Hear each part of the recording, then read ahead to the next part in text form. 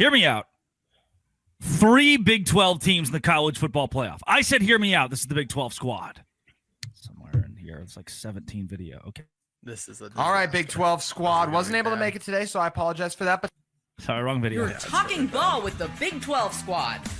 From Oklahoma State to Utah, from Kansas State to BYU, from Houston to Texas Tech, it's the local experts of the Locked On Podcast Network bringing you scoops, breakdowns, and the most comprehensive preview of the upcoming Big 12 weekend. Buckle up. It's the Big 12 squad, and we have a seat for you. No hurt feelings and thin skin allowed. Squad up. You're part of the Big 12 squad. Happy Thursday evening. Grab your favorite brew, everybody. Welcome to the Big 12 squad. He stands at 6'8". He's a power lefty, throwing at 96 miles an hour from Stillwater, Oklahoma, where they roll them right. It's Cody Stovall of Locked On Oklahoma State. Christian Rao. It's like how Owen Wilson says, wow. He hosts Locked On Kansas State. Kevin Borba. Don't get blitzed. Don't get blitzed. Locked On Buffs. A lot of tough times over there. JT Westerfield of Locked On Utes is the most hated host 40 miles away from where his favorite team resides. Nick Maravets says a lot and gets paid a whole lot. Locked On Cyclones. Parker Ainsworth of Locked On Cougars will go to the conference championship game, he tells me, alongside Jeff Carr, who will be right there in Arlington. He's the host of Locked On Bearcats, talking all things Cincinnati. Houston, Cincy, Big 12 title. It can happen. And in the mouth of the South, Darian Gray joining the Big 12 squad. Thanks for making all of our Drake, shows. you forgot your intro.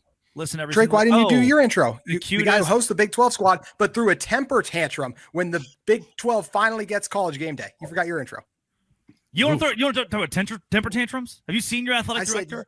Have you seen your athletic director? We're going to start on the whole temper tantrum thing. Locked on BYU and Locked on Utah at it again. Finally get college game day, and all our Locked On Big 12 squad show does, or Locked On Big 12 does, is talk about how it's such a bad look that they aren't going to Texas Tech and BYU in a more elite matchup. But that's a different week. I'm just saying this week it feels like they're pitying us a little bit, and I don't like the optic. The college game is like, oh, I guess we got to go there. They should have gone. Was the North Texas game, the one-loss North Texas game this week against undefeated Navy? But to be fair, Drake, Eric Morse is probably an SEC coach next year, so I'd really just be previewing things. I do Willie think Fritz though this is as well. Willie Fritz. I do think though this is evidence that bullying works, right? Like that's what this is. Bring it back, Parker. Is that what you're saying as an educator? Saying it worked. Baby. We have been bullying them for weeks on end to finally come to our conference, and they did, which is great. And I guess I'm glad to see them. Hear me out. BYU finishes 11-1. Their one loss is Texas Tech. Okay, I know me saying BYU should lose a game. All right. Texas Tech 11-1. Their only loss is Arizona State. They're out of the equation altogether. Houston is already going to win out. They pretty much play no one down the stretch. Sorry, Darian. I think TCU is somewhere in there. Before you say that, I was listing off all of Houston's opponents and forgot TCU. Yeah, they're like 11-1. They've got an opportunity to go 11-1. In that case, BYU loses the tiebreaker and sits at home. Texas Tech plays Houston. Now, this will have to happen. Texas Tech will need to lose to the Houston Cougars. Houston's in at 12-1.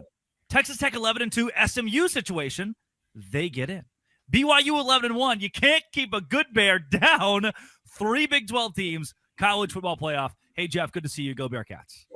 I love that. I am just so happy people keep counting out the Bearcats. Keep on doing it. I'm sorry that I want 3 teams in, and this is the scenario where I get it. I love this scenario. This is fantastic. This is the best scenario we could have.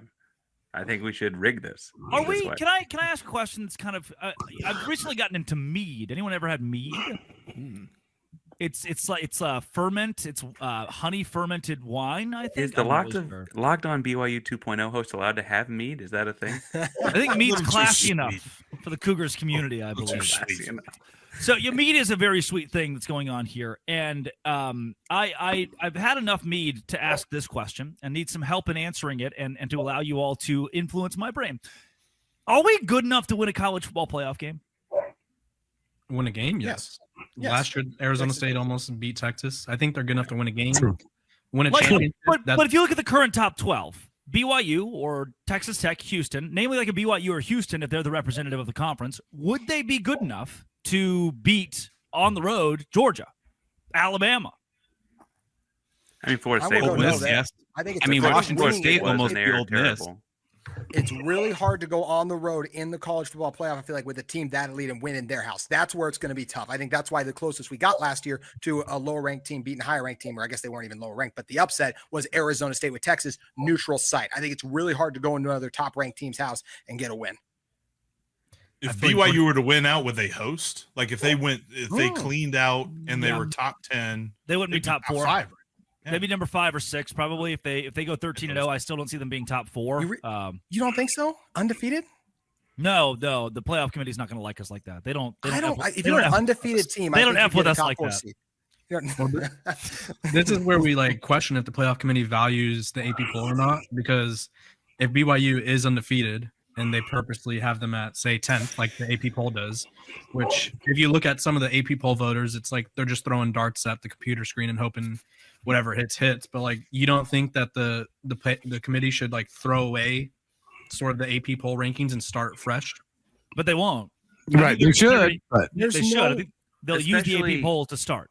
The other part of that equation is that you have a real. Prove it if they did throw it away? Like, what would it be? Would BYU be higher in the standings? Like, they should be higher than Georgia Tech. I think resume-wise, they should be higher than Georgia Tech. But would that be the proof to say that they wouldn't look at the AP? They're starting from scratch. Would that be the? I would like to have a conversation with Maximilian Rhodes, the athletic director at Baylor University, who will head this committee. By all intents and purposes, and everything I'm hearing from Waco right now, he's a complete idiot. So this could go south for us. Hey, he's not going to have any bias on the committee, that's for sure. He's actually going to have a total bias, probably against the Big 12, and soon to be his former employer, the Baylor Bears. Go, fight Bears. What's going to be interesting in Drake's scenario is that you really do have a situation where you get 5 undefeated conference champions, right? Like it's very possible that all 5 do. It would be unprecedented for them to have an undefeated team who's a Power 4 team and not put them in the top 4. I just don't think even like a one-loss Indiana, Ohio State, whoever would be, I don't think they would shaft BYU like that or any team. I just that would be insane if they went to that degree. The same committee that left out undefeated Florida State wouldn't put BYU in the top 4? Right. That was different circumstances, right? With the backup quarterback getting hurt. I'm just saying if BYU stays healthy, I don't see that happening. If you're BYU, though, would you even want a top 4 seed? Like, it wasn't successful last season, and I think there's something to be said about the time off, and the on-campus atmosphere has to be beyond anything you've ever experienced previously. Yeah, 5 through 8 gets a home game. What's up? Mm-hmm. Yeah, 5 through 8 gets a home game. Right, BYU gets a home game. 5 through 8 is better than 1 through 4, for sure. Yeah. That's what last year would bear out with. Yeah, because the number 8 team won the national championship, right? Yep. I wish Hatch was here, but I would be curious to see what BYU fans would think of that. But okay, if Houston Level's not here, so Parker, would you prefer if you were to end up the rest of the season in a 1-4 scenario, or would you prefer a 5-9 so you can have that at home? Well, I would point out, like we talked about when Texas Tech came through Houston, that if like we matched up with A&M somehow in that first round game, A&M would probably have a pretty large presence. Therein lies the issue. I don't know if Houston playing at home is going to bring in a lot of Houston fans. And admittedly, I'll say it again. I said it back then, but if you weren't listening back then, the city of Houston has alumni from all of these fan bases, and there's a lot of SEC and Big 12 schools that like their largest out of home market fan base is in the city of Houston because it's just that big. I mean, it's the biggest for Tech, it's the biggest for TCU outside of DFW, it's the biggest for Oklahoma State. Like a lot of these schools have their big fan bases outside of their hometown in Houston, and so like it's their chance to see their school.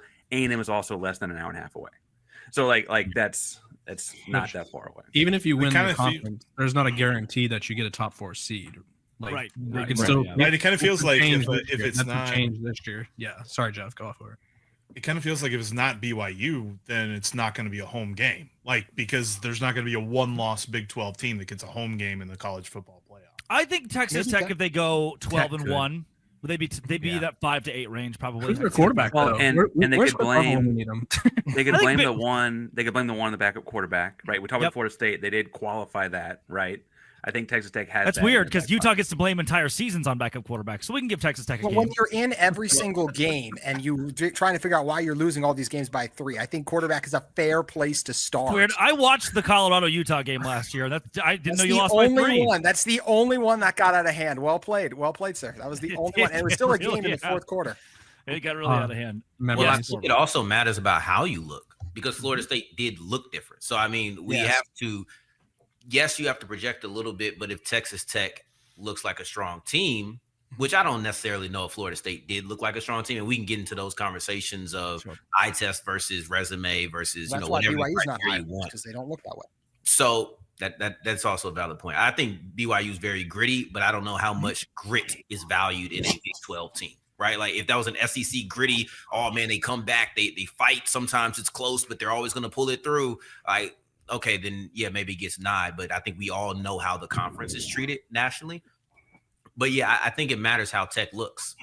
And if BYU had won every single game on their schedule as the schedule sits by 40 points, the way that Indiana is doing, BYU would be a top 7 or 8 team. I think they would be squarely in that, hey, they could be a bye situation. But they have not looked convincing in almost any of their wins this season, namely against Power 4 opponents. So that's where it gets a little hairy. Can they win? Absolutely. They're elite at winning. Are they elite at winning big and convincingly? No. That's where the committee could be off on them. Coming up, this is a good conversation, actually. I'm kind of liking it. This is the Big 12 squad. Hey, today's show is brought to you by FanDuel. FanDuel is exactly where I go every single week when BYU is an underdog. Or when I was 4-1 last week on the Big 12 best bets. And so all you got to do is go to FanDuel. And every Thursday, you see the Big 12 best bets come up on your feed, and you say, I'm going to click on that. And then you can go play those at FanDuel. And right now, if you go to FanDuel and put $5 on a bet, and that bet hits, you get $300 in bonus bets. And one of the best situations that has anything to do with FanDuel is the fact that the NBA season is here. When the NBA back, that's like live same-game parlays. Like, I'm not a big NBA guy, but I can be a big NBA guy when I say, hey, Cooper Flag under 22 points. And then he goes under 22 points, and I win money. It keeps the game exciting. Right now, new FanDuel customers, again, can get those $300 in bonus bets when your first $5 bet hits. Head to FanDuel.com to sign up and play your game with FanDuel, the official sports betting partner of the NBA. It's FanDuel. Okay. National media doesn't love us. The AP poll doesn't love us. I don't think the College Football Playoff Committee is going to love us either. They didn't last season seem to feel that way. Like 10-2 BYU, if you're 10-2 in the SEC, you're probably getting into the College Football Playoff. We've established that at this point. This year, though, I still don't think in that 11-1 scenario, you're keeping any of those Big 12 teams out. They're not going to, like, BYU's a big enough brand. Texas Tech's a big enough brand. I don't think Houston is. Houston could be an 11-win team and get left out. I could see that. But I think the other two, they have enough as far as their body of work goes to be allowed in. I don't want to make, because I think the other cases are more interesting. I would point out that a discussion point on that actually isn't going to be brand to me, Drake, as much as the strength of schedule. I've talked a couple times on Locked On Coogs that like the strength of schedule kind of comes into play as one of the third or fourth tiebreakers. No, we don't give a rat's ass about strength of schedule. Think about no, I just mean there's a bunch of 11-win teams. They're gonna be like, well, but you guys played West Virginia and those guys down the stretch, and like you played Oklahoma State after Gundy was fired, and all they're gonna say all that kind of stuff that didn't play Kansas all of y'all have State. said. And I I think it gets lost in that like this team is a better team than there were. I mean, new transfer quarterback, 2 new coordinators, like that gets lost in all that conversation. It feels like every time it gets had. I do think though that means that, like you're saying, Houston would get left out for a couple reasons. Peach Bowl champion, they're doing the reunion tour this weekend, 10 years later. It's like this has happened before. The brand's been good before. It's just not the year for that. This isn't basketball. Stop talking about your brand, Parker. Okay. we don't care. 7 schools ranked the top in the AP poll on both. 7 schools. Houston's one of them. Just saying. Speaking of brand, can we shout out the Big 12 intern that's doing the win simulation for Drake's hair right now? Come on now. Come on now. Faster, more. Is that the same intern too? Did you just have a sip of wine after you were showing the mead earlier? You got quite the spread. Mead there. is too sweet. I needed to even it out with a nice tart Cabernet Sauvignon. Lord. That's what 40,000 subscribers gets you guys. Take Yes. notes. You know, he's eating off that September money, not that. Oh, there it is. Yeah, that's exactly. what that. Do you guys, to pivot back to the strength of schedule, do you guys know who has $6, by the way, the toughest remaining strength of schedule in the conference? Is it Colorado? Cincinnati? It's Cincinnati, yeah.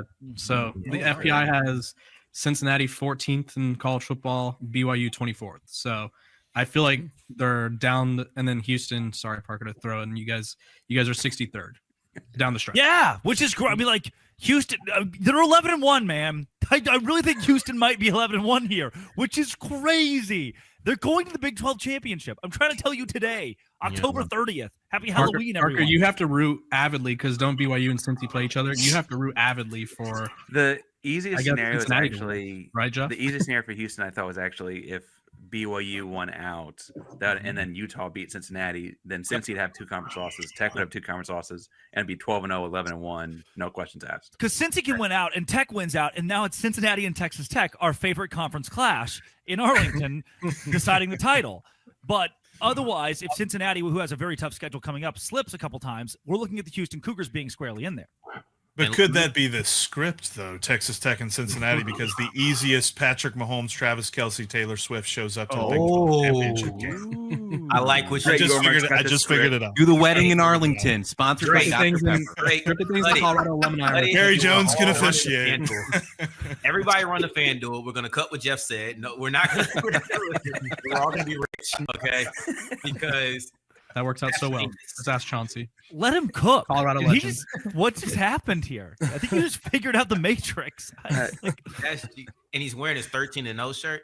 Okay. Yeah. What most importantly, what he's wearing is the perfection. Basically, what that.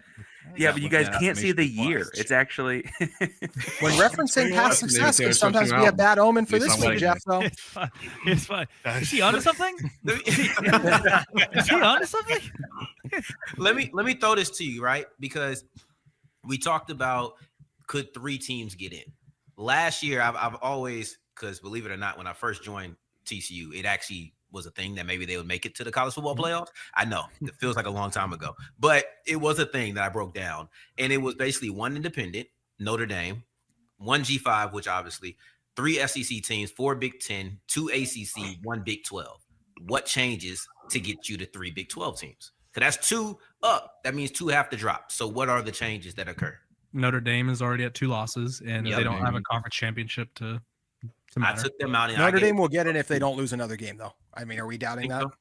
But 11-1 Houston or 10-2 Notre Dame? Who's going in? They're like right now they have Texas. The AP poll does. They have Texas Tech right below Notre Dame, but Notre Dame has 5 games remaining against Boston College, who's terrible. Navy, I mean, the truth, you never know. Pitt is pretty decent. Syracuse and Stanford, which is a rivalry game. So they have a lot. They could lose like an upset game. Like they're not. And then we can't let them in at 9-3. No. I think 3 losses should be no is like 3 loss teams that get guaranteed the bottom for the playoff. Where does the playoff committee meet this year? It starts next week. That's all I know. Boardroom somewhere where they don't watch the games. I don't know. I'm just seeing if it could be in Savannah. I think they've met in Savannah before. I'm just trying to prepare myself to see if just like. You gonna go talk to him? Put in a word. Hey, Drake's been on ESPN some this year, so use some of that ESPN poll, Drake. No, I could go just give Max Rhoades a good firm handshake and a hug. I'm sure he's a see big how he's fan. doing. Are they the most disappointing team in the Big 12 this year, Baylor? Christian Rao is here. He's literally right there. Hey, we won the Sunflower Showdown. Okay, we're doing okay right now. We're feeling okay. We don't 17 have in a row. a certain locked-on Big 12 family of hosts whose father would be on any said playoff committee, do we? Not this one. Not this one. That would have been good. What if Borba just whipped out like, yeah, my dad is. Yeah.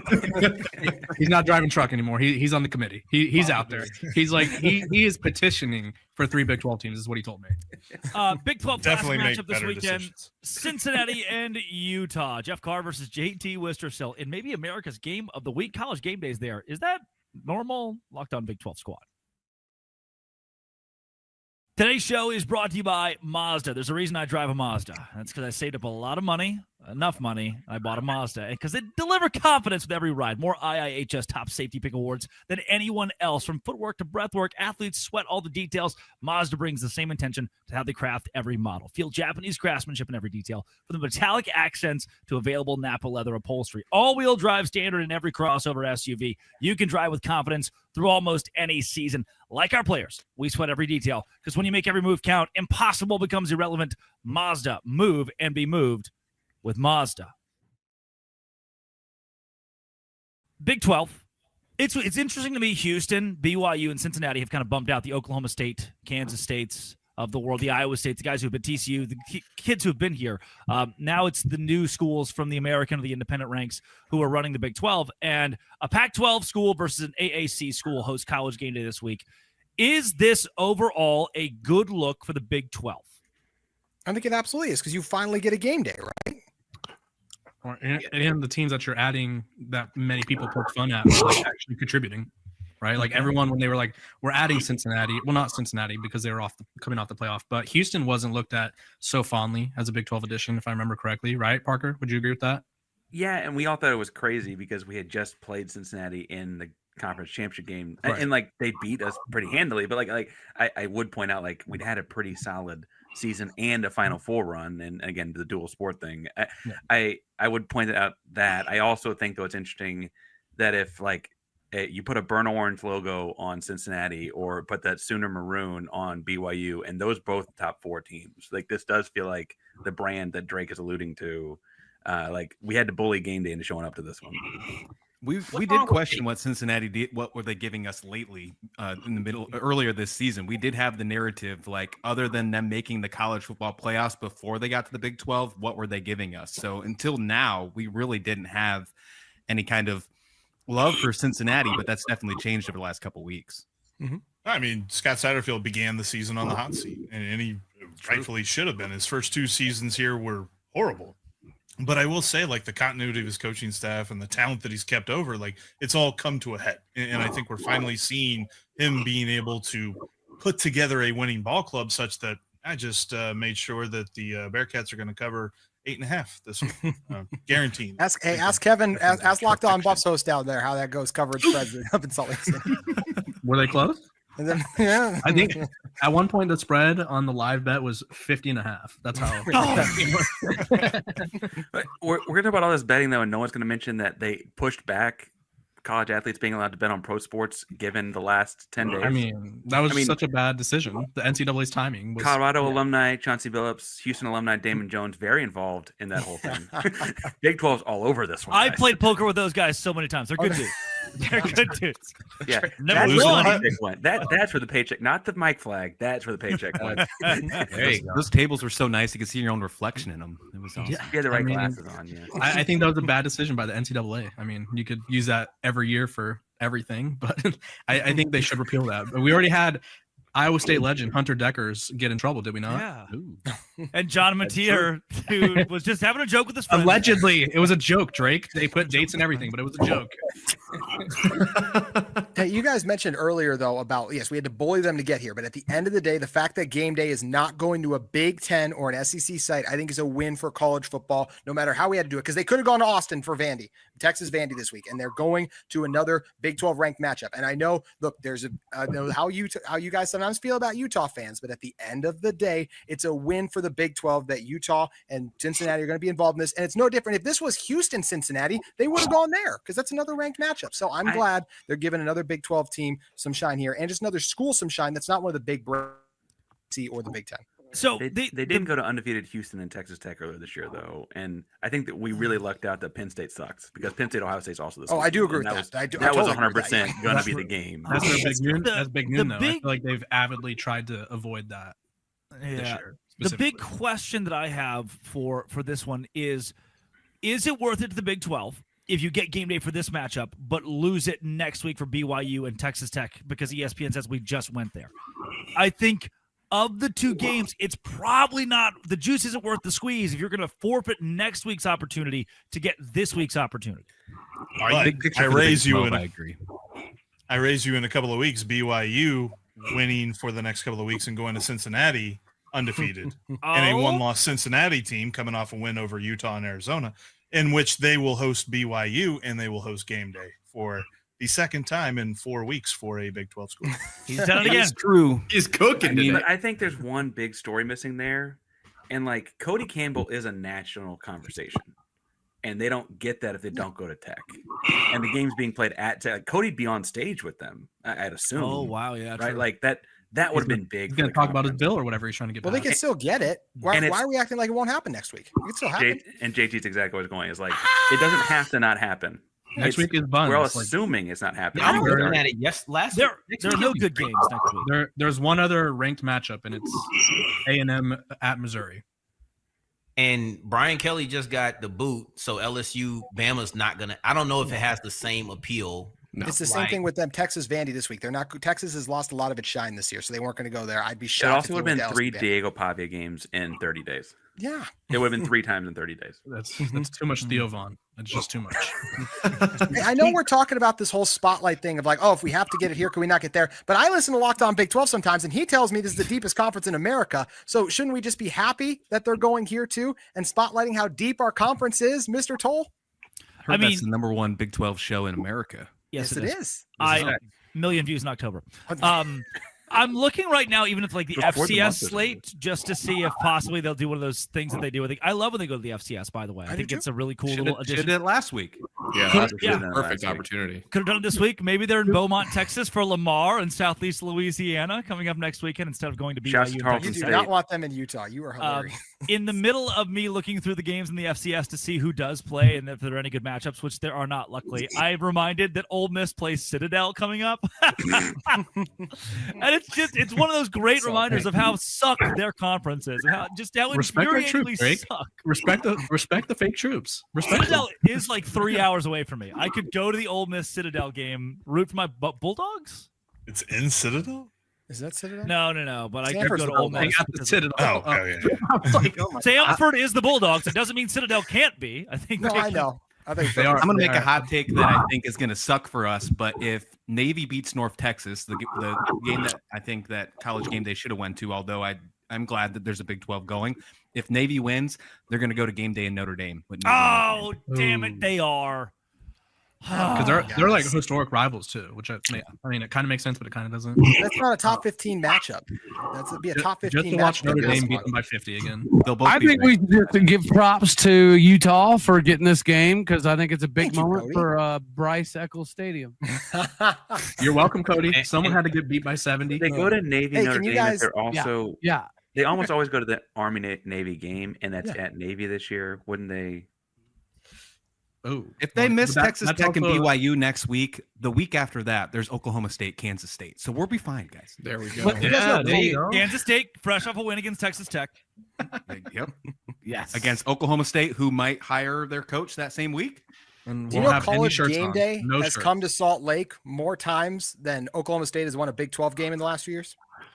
What? Hold on, TV. Run that again. Say that again.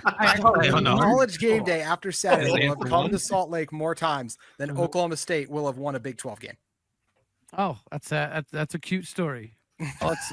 Let's hopefully see you guys represent at the Bryce this weekend. Thank you. Nothing can hurt him. He has not won a Big 12 game since 2023. I know. And I'm drinking cute ass beer. So wait, but Cody, there's undoubtedly been good game day moment. I think, and this is not to, I think Houston's actually got the best game day moment because it's where he tosses the SMU megaphone and says on screen, right? You remember that? Is there any big game day moment that they should recreate at one of these plays? I mean, is there something big at Utah they need to recreate, JT? Can't say the M word. What'd you say? Can't say the M word. The M word. You need to be really specific on that letter, Drake. That was I didn't hear that. Since we're talking about Game Day, do you guys remember Kirk Street on Game Day in Stillwater when that earthquake went and his eyes were like this big? Drake, what are you doing? Tell that conversation. Drake's paychecks flash before his eyes even more. Yeah. Letting the wind. Frankly, several of ours did too. I think. Good week for the boys. That's all this week. That is College Game Day in the Big 12, which is going to be awesome. And the he did say it'll be awesome. That's a great way to end the show. He does love Utah. It is. I'm going to watch it. I'm excited to watch. I think. Okay. I also said this on my show. You said we should turn them down. You literally Are you going said out there, Drake? Big 12 should turn them down. You making the trip to Salt Lake City? No. It's not too far from Provo. Hey, bro, don't wink at us with your hair blowing in the wind, okay? All right, like what's going on here? Then it did it twice. Please tell me that your new cold open is just you staring into the camera, wisping your hair. The wind. I didn't even mean. I was hot, so I turned the fan on. I didn't know it would have this effect on you guys. Sorry. You were very hot. I would agree. Very hot. JT, kids, this is what anime is. I am removing myself. Goodbye. JT, for you to be so adamant about watching Locked On Big 12 this week, which I'm glad that you did, I did say that Utah is a great representation. Their fan base is a great representation of the passion of the Big 12, and they are maybe the best representation you could have of a two-loss team to make the conference look very good. They're going to show up in droves, which will be nice. I'll give you 10 seconds to respond. That is, you just leave out all of the other little jabs you took at Utah and throughout that show you did the other day. You and Cab just dumped all over Game Day coming here and how we should turn it down. You never turn down College Game Day. It's a spotlight on your campus. You have to select it. And it's a golden opportunity for Utah and Cincinnati to bolster their brand. I think what Drake said is ridiculous. He's white girl wasted to say something that outlandish. How dare you, Drake? Breaking, Locked On Big 12 host trolls Utah fans for first time ever. This has been and always will be. Thanks, boys. Thanks for making our shows your first listen every single day. If you hit subscribe, we can keep our jobs locked on the Dos Grande Squad.